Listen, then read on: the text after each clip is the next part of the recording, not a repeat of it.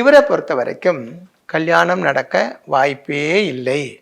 அப்படி இல்லை, கல்யாணமே நடக்காது. அப்படித்தான் என்னுடைய கணிப்பு. அப்படி சொன்னேன். அப்போ அவர் சொன்னார், அவருக்கு கொஞ்சம் ஜோதிஷம் தெரிஞ்ச ஆள் தான். அவரோட ஃபேமிலி எல்லாம் ஃபேமிலியிலேயே ஜோதிஷிகள் இருக்கு அப்படியெல்லாம் சொன்னாங்க அவங்க.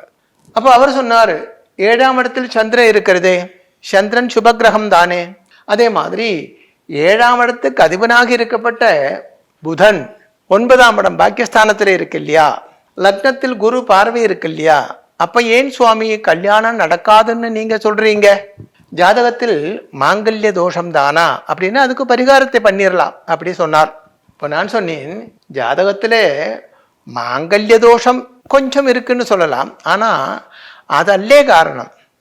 அதுக்கு பரிகாரம் பண்ணுனா கூட, அதுக்கு சுயம்பர ஹோமம் சுயம்பர யந்திரம் அப்படித்தான் பண்ணுவாங்க. ஆனால் அது பண்ணுனா கூட இதுக்கு கல்யாணம் நடக்காது, அது இங்கே ஒர்க் அவுட் ஆகாது.